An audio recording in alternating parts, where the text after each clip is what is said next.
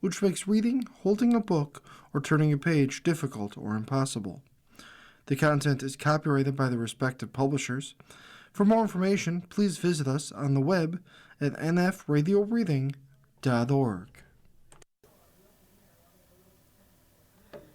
Hello, this is Erin, and for the next hour, I'll be reading from the June 7th, 2026 issue of the New York Times Arts and Leisure section on the Niagara Frontier Radio Reading Service. First article, Entertaining with Brothers or Not. Nick Jonas, who has a starring role in Power Ballad and ambitions across mediums, is defying the conventional approach. By Ashley Spencer. Inside the Yamava Theater, a casino-adjacent venue in Highland, California, a crowd of mostly women in their 20s and 30s assembled on an April evening, cocktails in hand. "Do you know how euphoric I am?" one woman squealed to her friend. The Jonas Brothers were about to perform.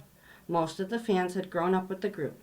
They were there when the brothers became mid-2000s teen heartthrobs who sold more than 17 million albums. There when the band broke up in 2013 to pursue solo projects, and there when they reunited in 2019 and had their first #1 on the Billboard Hot 100 with Sucker. Nick, 33, is used to the fanfare that has followed him and his older siblings, Joe, 36, and Kevin, 38, for the past 21 years. But backstage before the Highland concert, Nick was soft-spoken as he sipped a can of grapefruit LaCroix and thoughtfully discussed his life. His vibe was more introspective businessman than cocksure rock star. "There's a certain indescribable thing that happens when the three of us make music together," he said. "Our fan base has really stood by us, and our connection with them is so much deeper than just a successful song or a moment." Perhaps it's not surprising, then, that Nick is intent on defying the traditional band to solo star path. He's currently attempting something Michael Jackson, Justin Timberlake, and Harry Styles didn't: permanently return to the group that made him famous while also pursuing significant solo endeavors. On breaks during this Jonas Brothers tour, Nick shot the holiday horror film White Elephant and reprised his role as Jefferson McDonough for the third time in Jumanji: Open World, out December 25th. He also released his fifth solo album, Sunday Best, in January and embarked on a mini solo tour. Now he stars with Paul Rudd in Power Ballad in theaters, a music-filled dramedy from John Carney of Once and Sing Street acclaim. When Carney began casting Power Ballad, he knew he wanted an actual musician in the role of Danny Wilson, a former boy bander who is desperate to escape his past. But when Carney floated Nick's name for the role, he was met with pushback. A few other people were like, "Wasn't he a teen star? Will it Disney-fy the movie?" Carney recalled in a video interview from Ireland. Instead, Nick really humanized it, the director said. He darkened it. He made the character mercurial and mysterious and enigmatic. In the film, Danny crosses paths with Rick Rudd, a wedding singer who never hit it big, and the two spend a tipsy evening jamming together. When Danny records a version of a song Rick played for him and it becomes a hit, a fight for credit ensues. It helped that Nick had partly lived Danny's experience of longing for industry respect, minus the plagiarism.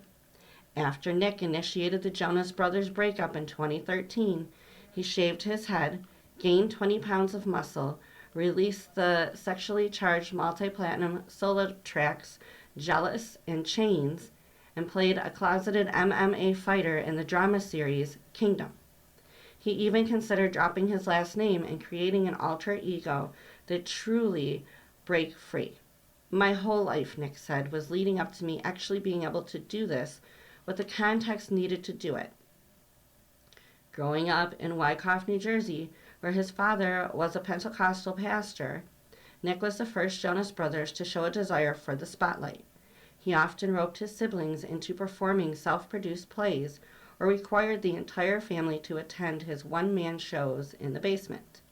Soon, a prepubescent Nick landed parts on Broadway in A Christmas Carol, Annie Get Your Gun, Beauty and the Beast, and Les Miserables, and he inspired his brothers to follow suit. I brought a girl that I had a crush on to see Nick on stage, and she was like, "That was amazing." Joe said backstage in a Highland, "That day I was like, I want to be a singer." At 12 years old, Nick released a solo Christian album with Columbia Records. Soon after, in 2005, Nick, Joe, and Kevin were signed as a secular group to Columbia and later to Disney's Hollywood Records, where they put out 3 studio albums heavy with teenage pining. Disney also recruited the brothers to appear in the Camp Rock TV films and their own comedy series on Disney Channel. Early on, Nick was positioned as the group's leader, despite being the youngest of the 3. There is also a 4th Jonas brother, Franklin, 25. I was like, "Great, someone else, please. I don't need to lead. I just want to have fun," Kevin said backstage. He was young, but his focus was being the best at what we were doing, and he still is that same way. The Disney machine helped push their fame to new heights. Nick dated Miley Cyrus and Selena Gomez, and their fledgling relationships became teen tabloid gossip. Then there were the brothers' purity rings, which they wore for a time in pledge of abstinence. That made them fodder for South Park and media pundits. The pressures of fame were intense. I think I handled it okay to the degree that armor never really cracked. But there were days that were really difficult, and I didn't have the tools then. The tools being therapy, Nick said. I just kind of went into my hard shell and waited till I was an adult to unpack it. Before the Highland concert, I sat in the empty theater and watched the Jonas Brothers do a sound check with their band.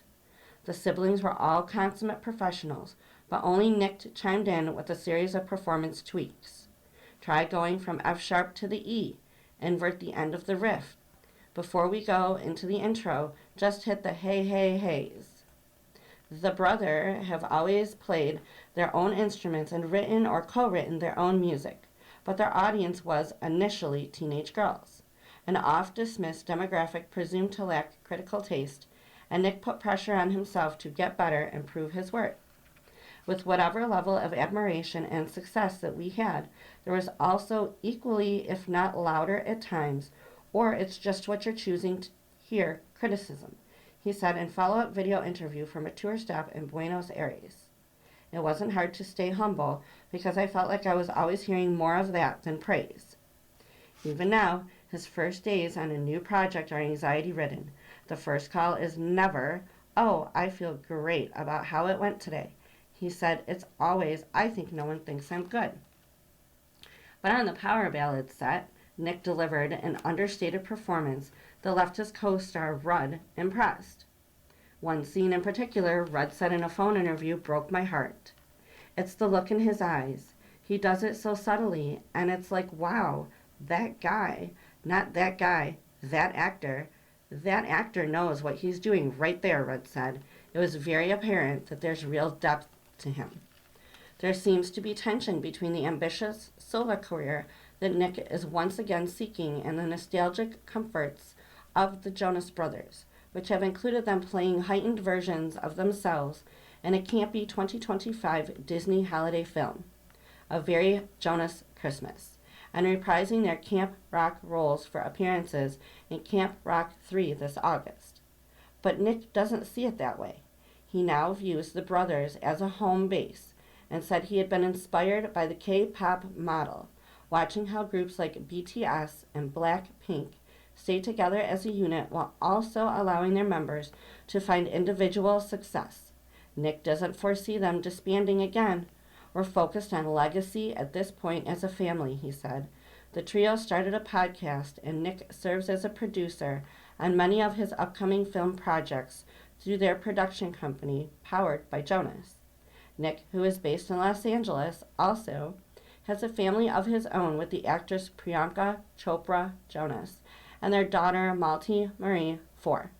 In a phone interview, Chopra Jonas said she was initially attracted to Nick's sincerity and kindness, and they have connected over a love of creative pursuits. On our honeymoon, we wrote 2 TV shows, Chopra Jonas said. We were just sitting there by the beach and came up with characters and built a world and then abandoned it along the way, of course. But the things we do for fun is create. Last year, Nick returned to Broadway to star in The Last 5 Years, and recently he's been quietly developing an original stage musical about Hans and Margaret Ray, the married couple who created Curious George. About 8 years ago, I was at home and I just had this sudden urge to figure out Curious George's origin story and who the creators were, Nick said, so I went down an infinite rabbit hole. The show is still a work in progress, but Nick has already written 4 or 5 original songs and said he is collaborating with the Rays estate, along with the playwright Peter Duncan, Dogfight, and the producer Aaron Glick from Purpose. Separately, Nick hopes to develop a jukebox musical that uses the Jonas Brothers catalog to tell an original story. His long-term plan involves performing, writing, and producing film, TV, and music projects. Despite having expressed an interest in politics and a presidential run in the past, Nick said that's absolutely not a desire anymore. That's the big picture version, he said. And then when something comes in and is great, I scrap it all and go, I want to do this.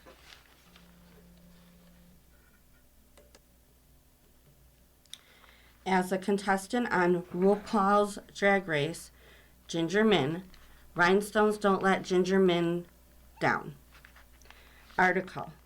As a contestant on RuPaul's Drag Race, Ginger Minj is used to dramatic shenanigans. They are on an even greater scale in Adam Shankman's new comedy Stop That Train out on Friday, in which she plays an attendant aboard the Glamazonian Express as it speeds into a stormaganza. I grew up on an airplane, and then, of course, Soul Plane, said Ginger, whose non-drag name is Joshua Allen Eads.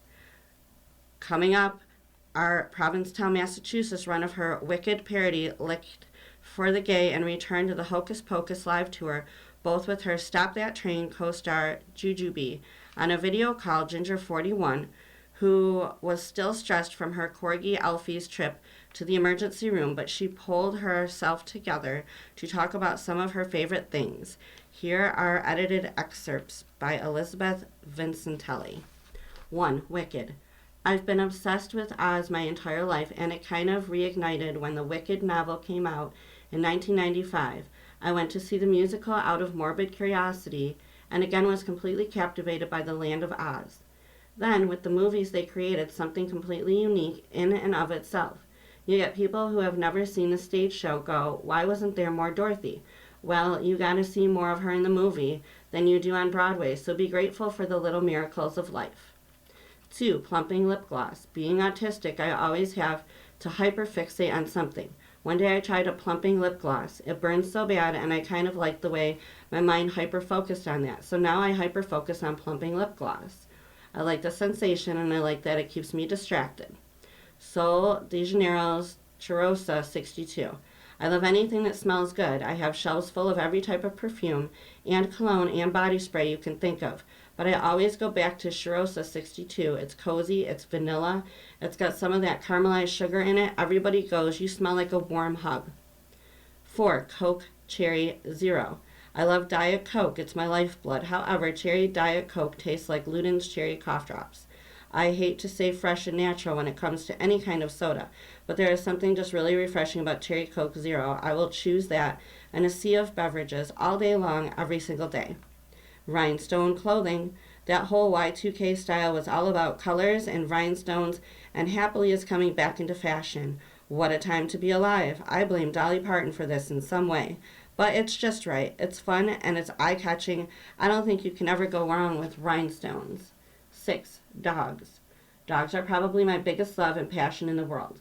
My ultimate goal is to make enough money to retire to a giant farm where I can just have every dog that doesn't have a home come and stay with me. If a dog doesn't trust somebody, I know I cannot trust that person. 7. Platform sneakers. I've always looked for shoes that would give me some kind of height, but without wearing actual platform shoes. I always felt like Pinocchio or some kind of marionette in them.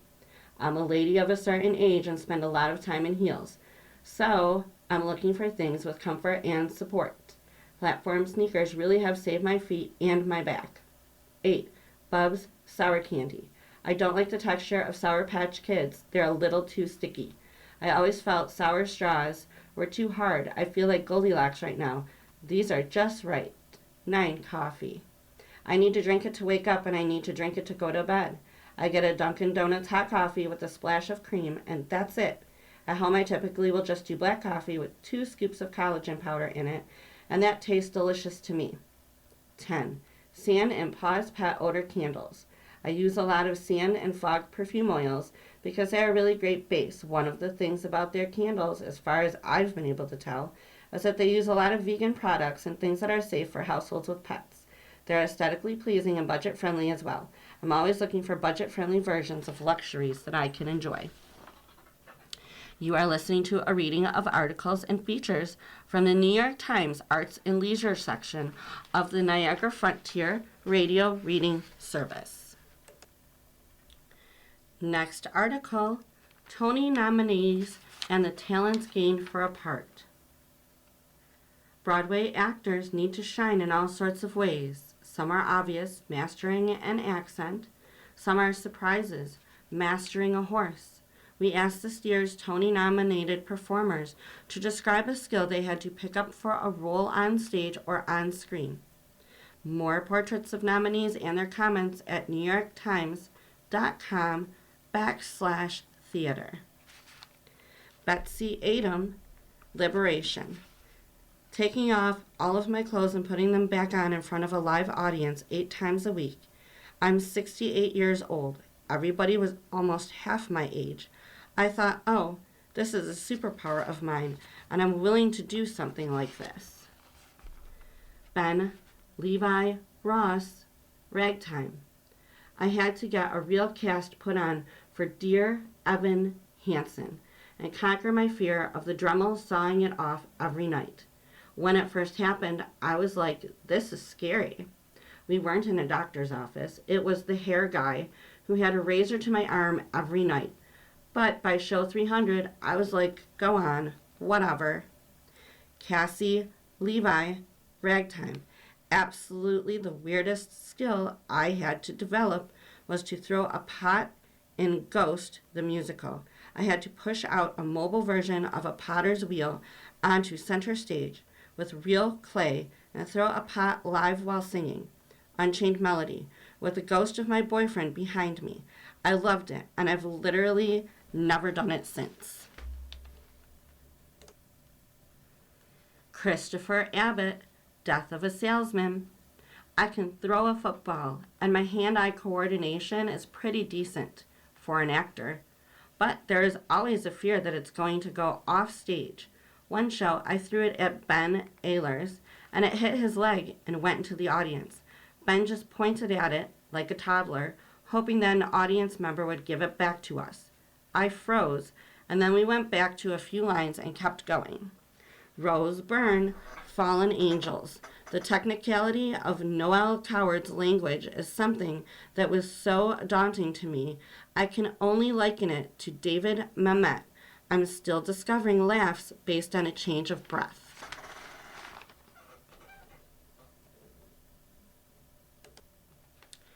John Lithgow from The Giant. I played a butcher once and got very good at carving meat. It was for a movie I loved that nobody ever heard of called Out Cold. They gave me a fabulous carving knife and I made sausages on screen. Unfortunately, I saw how the sausage is made, and not only metaphorically. Kelly O'Hara, Fallen Angels. One night, our director said, "Why don't you fall down the stairs or something?" We didn't rehearse anything. I got to the top of the stairs, and I just let my body flat, and thankfully the carpet was slippery. There were still little jagged pieces of wood that gave me scratches and bruises. And we've slowly but surely smoothed out the set so that I'm not getting hurt. But yeah, you just try it, and it worked. Alden Ehrenreich, It's the level of concentration when you've done it 1,000 times and you're exhausted spiritually and emotionally. It's been able to live through each moment as new. That's the musical that is the most profound. From the musical Becky Shaw. Susanna Flood from Liberation. I once had to learn how to speak Japanese. Very hard. I had to speak in a Japanese dialect for an entire play. I was in grad school. I had a dialect coach, and it happened that there were some graduate students who spoke Japanese, so I could also sit down with them. And I watched a lot of movies, all the Japanese directors and anime. It was really cool. Next article, a fringe character now front and center. In the other Bennet sister, Ella redeems Mary, a prig and klutz from Pride and Prejudice by Alexis Solowski. Ella Brucellari was looking for the Virgin Mary. On a bright April morning, Brucellari, an Italian-English actress, wandered the streets of Manhattan's Little Italy neighborhood in search of a votive statue. Though Brucellari often plays nuns, she is no longer a practicing Catholic. The statue was intended as a decorative item, an adornment for the London home she had recently bought. She had visions of a bathroom done up in candles and what she called Catholic kitsch. I do just love the iconography, she said. She rejected one statue as too pink. In another, the baby Jesus pulled focus. A third was too expensive. Finally, she gave up on finding an ideal Mary and settled instead on a red t-shirt adorned with a cartoon of spaghetti. And the other Bennet sister, which premiered last month on BritBox, Brucellari, called The Midwife, Paddington in Peru, plays a different, less easily adored Mary, Mary Bennet, a minor character in Jane Austen's Pride and Prejudice. Mary is variously described as a pedant, a prig, a show-off, a klutz, and a really bad singer. While Austen marries off 3 of her 4 sisters, the book leaves Mary loveless. By contrast, the 10-episode series, based on Janice Hadlow's 2020 novel, imagines a future of romance, novelty, and self-acceptance for Mary. It is Brucellari's first starring role. God, I love her so much, Brucellari said of the character. She's not trying to be like other people. Brucellari, the daughter of an Italian father and an English mother, grew up in the north of England. When she was 4, her family moved to a rural community, and Brucellari was enrolled in a drama class to help her make new friends. After the first day, she told her mother she wanted to be an actor, and she has never really wavered, even though she was rejected from drama schools for 7 years. She thinks it may have had something to do with her choice of audition monologue. She played a male pedophile. Eventually, after a year spent working at a family pizzeria in Sicily and 2 years training at a mime school in Paris, she was accepted into an accelerated acting program. Soon after graduating, she landed a role as a young nun on the beloved BBC drama Call the Midwife. The casting did not surprise her. I have kind of a twee face, she said. Nuns, maids, that was my thing. In 2022, after 4 years on the show, she left to pursue other roles, mostly supporting characters. She was asked to audition for the other Bennet sister on the same day she received a request to read for the upcoming Netflix adaptation of Pride and Prejudice, also for the role of Mary Bennet. While Netflix went with another actress for Mary, they asked her to return and read for Charlotte Lucas. Another Austen also ran, but the other Bennet sister did want her, which allowed Brucellari to use her chops and personal charm to make a case for Mary as ultimately lovable, a welcome stretch for the actress. It was my first romantic lead, Brucellari said as she glanced into the window of a souvenir shop. I don't play romantic leads. People think I don't have the face or the persona. Jane Tranter, an executive producer on the series, felt that Brucellari's persona and face were just right. She wasn't frightened of showing Mary as someone who's uncomfortable in her own skin, Tranter said. She didn't play Mary for likability, and she didn't play Mary for pity. She played Mary for exactly who Mary was. In person, Brucellari is not a pedant or a prig. She has more natural ease and confidence than Mary, but she is drawn to difficult characters, that pedophile, and she knows what it's like to not fit in. Brucellari believes that if she had lived in Regency England, she might have been a lot like her character. Mary doesn't understand the rules of the game, she said. She doesn't understand how to exist within this period. She doesn't understand the femininity. Brucellari had never been much of an Austen fan. As a Northerner, she is Team Bronte. But Mary taught her to love Austen, even as Austen has little love for Mary. That day, in Little Italy, in tribute, Brucellari had accessorized her outfit with a Pride and Prejudice purse. That purse gave her a very English look, but Brucellari is also proud of her Italian ancestry. It's been an active effort my entire life to feel more Sicilian, she said. She had been keen to visit Little Italy owing to an obsession with Italian-American culture dating back to her teens. An old online password, Al Capone. She admired a mocha pot in a Sicilian pattern and peered into Umberto's Clam House, the site of notorious mafia killing. So this is where they got out the violin cases, she said. She was cooler to the touts, trying to lure her into the restaurants. This is very Italian, she said resignedly, bordering on harassment. She wandered into a Latteria di Paolo's fine foods. Torture is a vegan, she said, flirted with some feast of the seven fishes nail art, and flipped through a book of Italian folk magic. In Ferrara Bakery, she inspected the Tyrone and the cannoli, also not for vegans, before sitting down at an outdoor table at a nearby cafe and ordering a dairy-less pasta dish. As she waited for the meal, she talked about how she'd prepared for the other Bennett sister, learning calligraphy, piano, and how to ride side saddle. Not recommended, she said. A movement coach taught her about posture in Regency England, though she decided that Mary should slouch.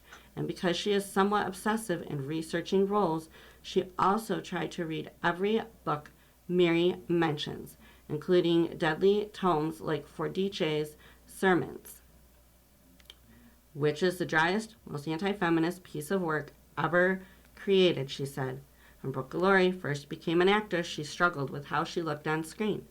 The first year of seeing myself on camera, I was just miserable because I was like, I don't think that looks like me, she said. But, on the other Bennett sister, she was happy to lean away from vanity, relishing her character's unflattering haircut and geeky glasses, and the rest of Mary too. The story of an overlooked and undervalued young woman finally realizing her worth, it resonates with her. I relate to her a lot, and I see a lot of her in me, Brucellari said, forking up a bite of eggplant pasta. She just can't be anything other than herself. You are listening to a reading of articles and features from the New York Times Arts and Leisure section of the Niagara Frontier Radio Reading Service. There's a new team playing in the NBA. For the playoffs, the league has been rolling out music by the composer Nicholas Britell and the rapper Nas that, if successful, could easily become the sport's sonic shorthand, by Joshua Barone. When Adam Silver was a child, his father received a holiday gift from NBC, a set of chimes that, when struck with a little hammer, rang with 3 famous notes of a network's theme. We put it on our front hall table, Silver, the commissioner of the NBA, said in a recent interview. And just for fun, my brother and I would always play it. I certainly didn't understand anything about branding or a signature sound, but that always stayed in my head. Years later, in a different household, another child got hooked on a tune. Nicholas Britell saw the movie Chariots of Fire and immediately tried to figure out its pulsating bass line and soaring melody at his family's upright piano. Wanting to really learn it, he asked for lessons. Now a composer, he has created a slew of scores as instantly recognizable, like soundtracks for Succession and Moonlight. Bertel and his brother were also huge basketball fans, raised on John Tesh's Round Ball Rock and the Alan Parsons Project's Sirius, introducing the Michael Jordan era Chicago Bulls. When Bertel found himself in a meeting with Silver a couple of years ago, he told him that it was his dream to write music for the NBA. As it happened, Silver was hoping for the same thing. On April 18th, the first day of the NBA playoffs, the league dropped a 90-second spot called Where Legacies Are Built. It looked like any other reel of old highlights, but the music was new, its accumulating intensity and exhilaration matched by a voiceover that teased. The stage is set, the mic is on, there's only one question left to answer. Who's got something to say? Tune in, because we're about to find out. Someone commented on YouTube, "What is the name of the song playing in the background of this vid? Because that sounds so fire." It was just a taste of the NBA's partnership with Bertel and Nas, who lent vocals to the video. The rapper also appears in a spot created for the finals, which began on Wednesday in toning. This isn't just a series, this is a legacy. Everything's on the line, because history is calling. If successful, it will all lead to a new musical identity for the league, whose broadcasts are now spread across multiple platforms. It could benefit from consistent branding, whether a 2-second tag or a minute-long promo.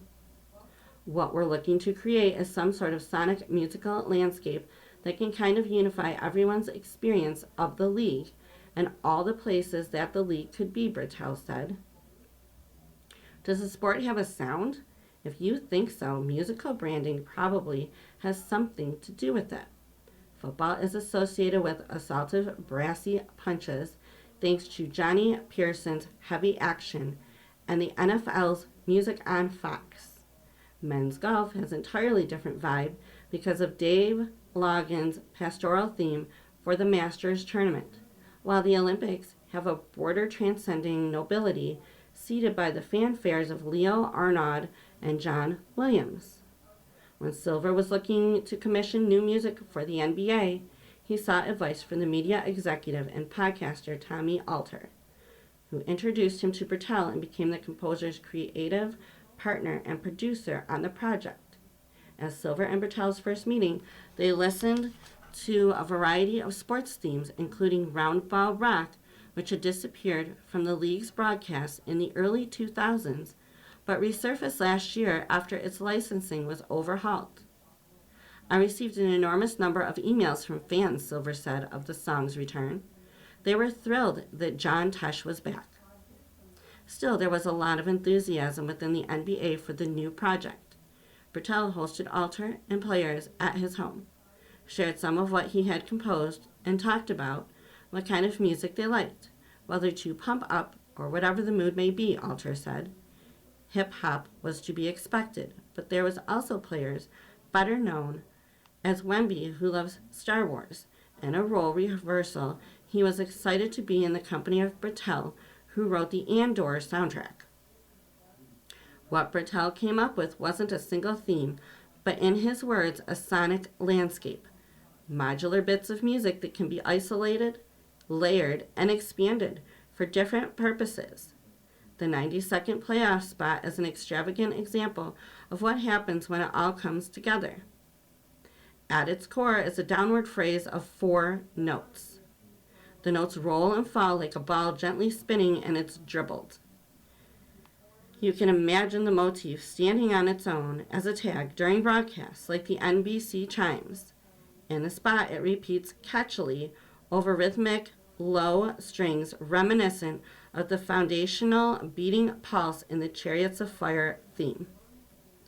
At first, there is a sense of persistence, but as the music continues, it also builds with ever higher stakes and drama, and its harmonies and stabbing strings. Then a hip-hop beat enters. No one involved could imagine an NBA sound without it. Hip-hop voices and influence has always gone hand in hand with the NBA, Nas said in an email interview. They are married to each other in a way. Elements of this music can be transformed for specific moments during a broadcast or a big event like the playoffs. There's an inherent sort of story shaped to a game, Bertel said. There's an archetype to what a season looks like, but the specifics of that are unknown. Like any soundtrack, Bertel's music has the power to subtly guide your emotions along the way. When he was experimenting with some old footage of players sitting on a bench and looking out onto the court, he found that when he added a bit of music, immediately you're like, oh my God, these people have worked their whole lives at such a high level to get right there to that moment. Sitting at the piano in his home studio on the Upper West Side, Bertel demonstrated how, with a shift of harmonic language, the chords of the playoff spot could become soft underscoring. The downward arpeggio could be chopped and screwed, a hip-hop technique of slowing down and distorting music that he used in Moonlight to spin out new themes. There are so many ways you can do something with this, Bertel said. I'm still curious myself, what people respond to and what the league is interested in. That's why I'm trying to create a landscape. It became clear early on that the music needed what Bertel called an iconic voice. The first person he thought of was Nas, whose sound has a strength and a kind of wisdom which feels married really beautifully with the philosophy of what we were going for. Nas has worked on commercials with the NBA before and was interested, he said, because he thought Bertel's music was cinematic, with the proper tone for the seriousness of what it was capturing. The text of his vocals were a collaboration with the league, a back and forth of ideas about tension, greatness, and legacy. You know what time it is, Nas states in the first spot they released. We all do. There's a shift in tone, a change in attitude. This is different. Some call it extreme intensity. Others say it's sheer drama. But we know it by another name. This is the NBA playoffs. He goes on to describe the elite skill and emotion of the game and how players look to leave a mark on a game that lasts forever. Together with the music, Bertel said, it would bring out the gravity and the intensity of this moment. But does it contain the essence of basketball? That would be difficult for any single project to achieve. Each team and arena has its own sonic identity. For instance, the Madison Square Garden, which in the past month has teemed with electricity and excitement over a historic run of wins for the Knicks.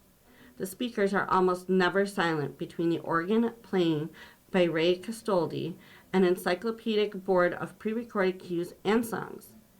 Alter said the new music matches the pageantry and the stakes of what's happening, and Silver felt that by including hip-hop, Nick and Nas have captured the spirit of the league. It's now up to fans whether the music will catch on, and up to the NBA's broadcasters how much they want to include it. Silver said that he would like it to serve as a kind of connective tissue, but that he wouldn't impose it on them. We recognize we're part of something larger, and that's NBA basketball, he added. I think what Nick and I are hoping is that as we roll this out, others will see it in a similar way, and it will happen organically. There are already plans to keep the exchange going between Bertel, Nas, and the NBA.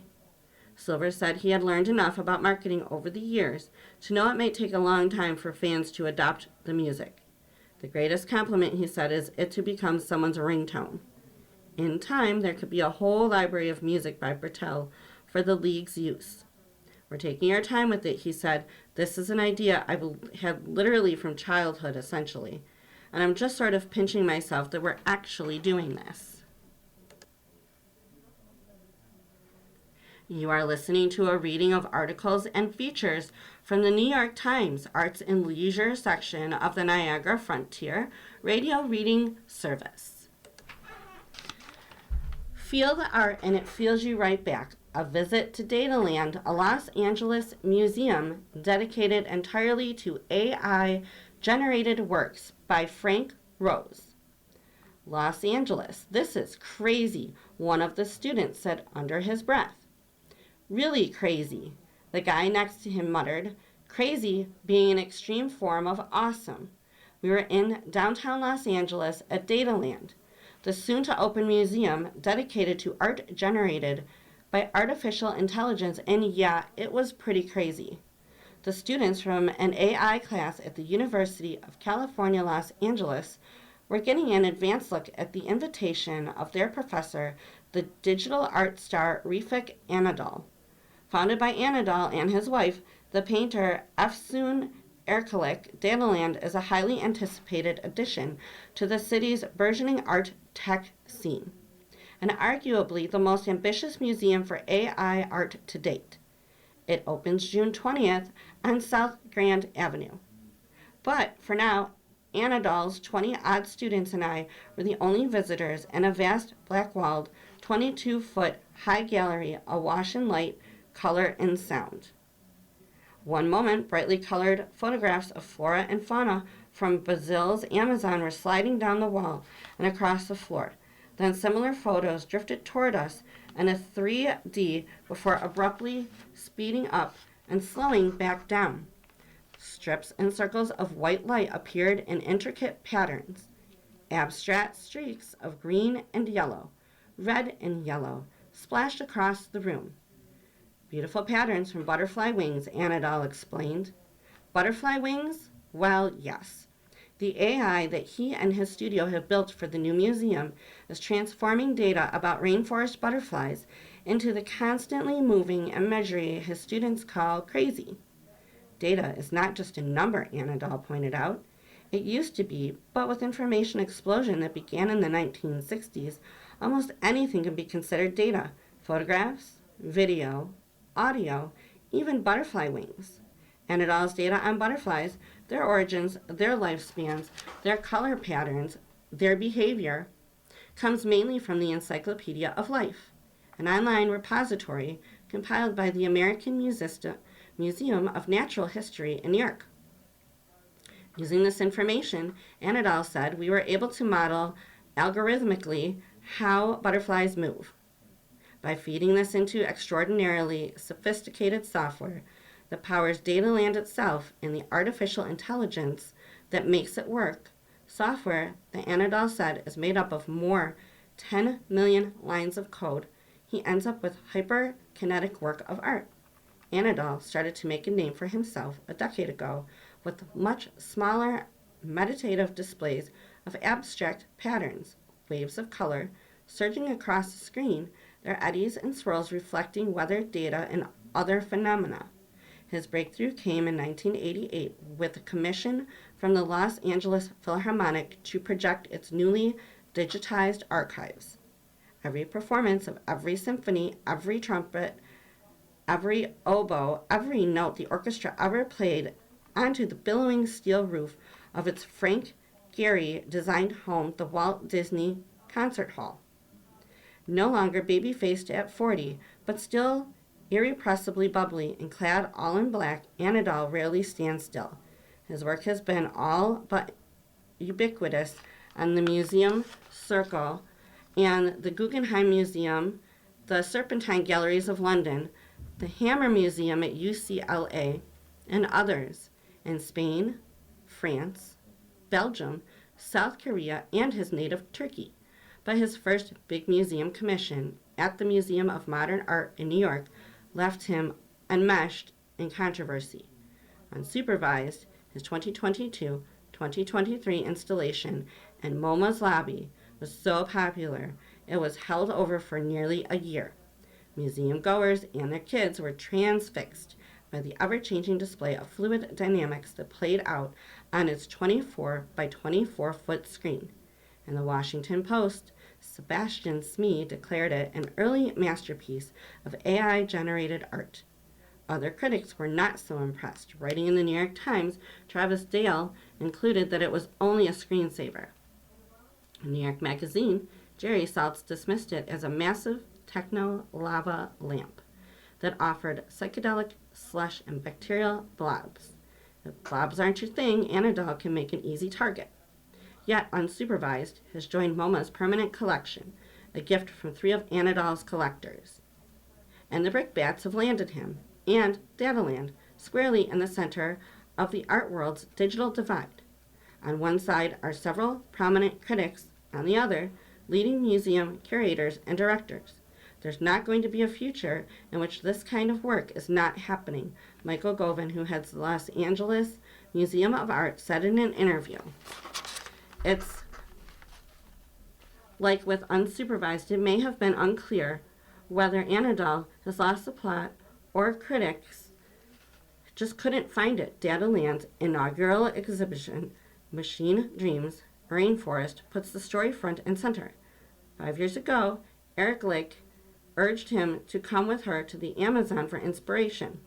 After a trek that involved planes, cars, and 10 hours in a motorized canoe, they ended up among the Yawana, an indigenous people whose main contact with the outside world comes through Starlink and WhatsApp. Anadol and Eric Lick were welcomed with sacred music, sacred dance, and a sacred hallucinogenic brew. Soon Anadol was collaborating with his new friends on Winds of the Yawanawa, a data-driven artwork whose 2023 unveiling in Greece was accompanied by a sale of 1,000 NFTs to benefit the tribe. I was so inspired, he recalled, the Yanawa people, how they live in the forest. I just can't forget that feeling. But of course, we should not go to the rainforest every single day. The question was, can it come to us? In Dataland, some versions of it does. The centerpiece of Machine Dreams, Rainforest, is its infinity room, a large cube in which an 8-minute AI-generated film plays continuously on the walls, reflected by a mirrored floor and ceiling. The film features a glass hummingbird and a wisdom tree that's modeled on one in the Amazon. I was seeing this glass hummingbird in my dreams, Anadol said. I asked the chief, why am I seeing this bird? He said this is a special bird that can only sing in the forest when it's flying to take the last breath of the wisdom tree. In the infinity room, you zoom in on its eye and enter a fantastical dreamscape of flowers, pipes, and data. Anadol called it some form of new storytelling. Butterflies, birds, fireflies, every type of tree in the Amazon. The data that goes into Machine Dreams Rainforest has been collected by Anadol himself in the field or by a team of artists, scientists, architects, and engineers in his lab, Rafik Anadol Studio, through partnerships with the Cornell Lab of Ornithology, the Natural History Museum of London, and other such outfits. A lot of data will be collected from the visitors themselves. LiDAR sensors in the walls collaborate your movements. The electronic bracelet when you enter is a medical-grade device that monitors your heartbeat and galvanic skin response. Are you excited, calm, enjoying yourself, getting goosebumps? And feeds them into Dataland's computer systems, allowing the displays to respond in real time. AI with human intervention is used to generate Dataland's scents, created in partnership with L'Oreal's Luxe division, and it tastes chocolates created with the local partner, Valerie Confections. We can look at a Rothko and feel incredible emotions. Anadol said, but that artwork will never feel us back. Unlike the artworks in Dataland, the data that Dataland collects will be deleted unless you ask for it as you leave. Even so, this spurred an awkward memory. When I was a little kid, I used to wonder, as I was watching TV, if the TV was watching me back. Now that I'm all grown up, I don't feel any better knowing that these days. It actually can. But in Anadol's universe, this is no paranoid fantasy. It's a marvel, like much else in his eyes. One morning at Rafik Anadol's studio, the font of all this gee-whizzery, Erkelik and I went for a walk. The studio accompanies most of a former window manufactory in the Frogtown district of Los Angeles between the I-5 freeway and the concrete banks of the Los Angeles River. We took an asphalt path along the riverbank past a motley collection of buildings. Railroad tracks on the other side carried lumbering freight trains. A flyer on a telephone pole read, "Missing. Have you seen my robot?" All around us we saw nature trampled. I saw the appeal of the rainforest. If its opening exhibition was inspired by their trip to the Amazon, Dataland itself is a product of the pandemic. Normal life suddenly stopped. The hiking trails were closed. Even the beaches were closed. There was much chatter about the metaverse, a full-on digital world you could have access to through a virtual reality headset. But we were thinking nobody's going to ditch their physical life and move on to the digital space, Erkelich said. It's not going to happen. We need to find something to bridge the digital and the physical. That's how Dataland was born. Anadol came up with the idea that eventually became Dataland when they were on vacation in Mexico and their initial rainforest track. Then they thought up a name, but that was all they had. I am a realist, Erkelich said. He's a dreamer. He was communicating the dream to me, and my mind was like, how can we realize this?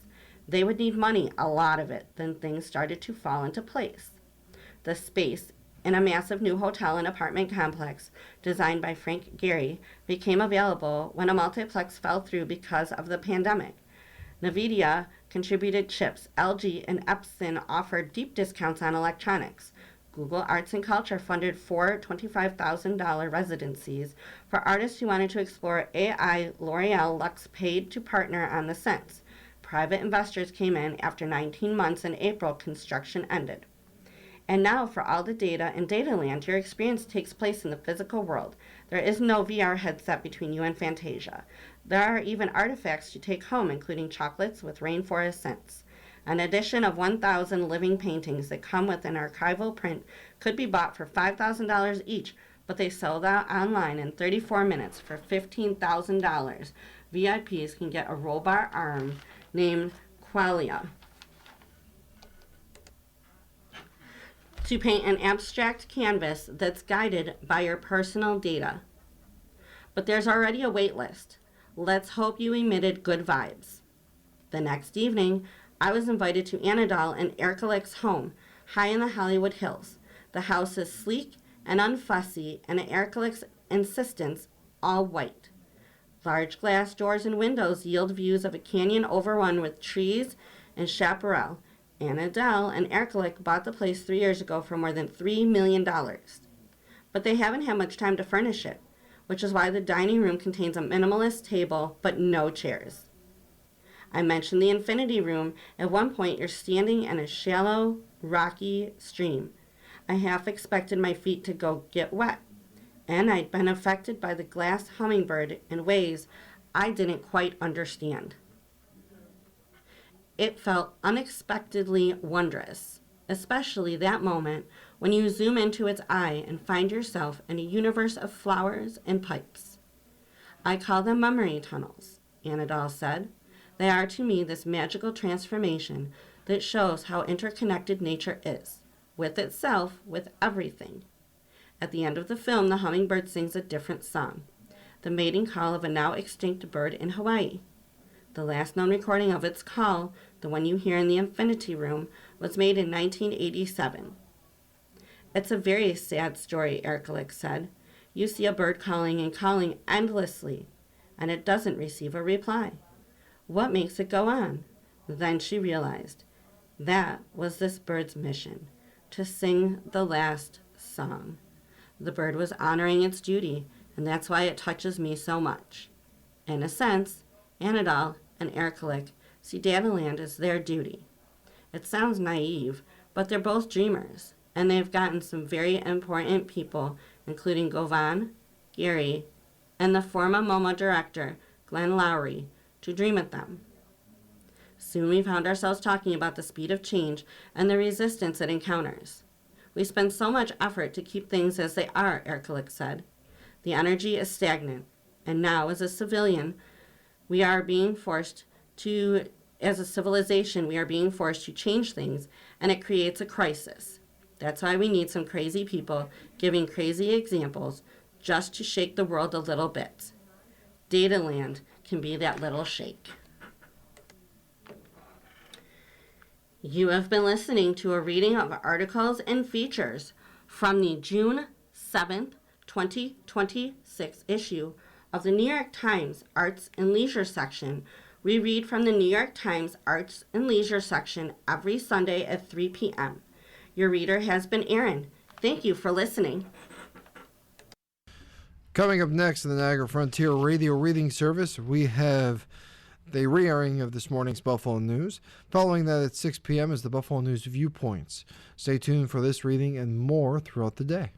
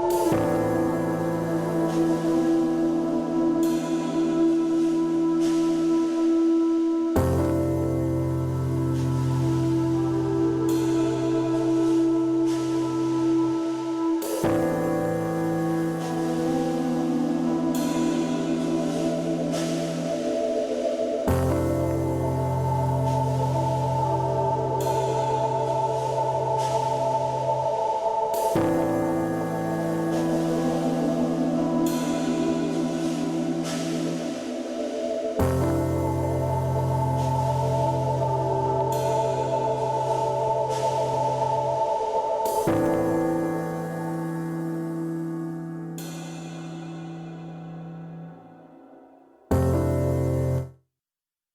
following program is intended for listeners who are blind, have low vision, or have another print disability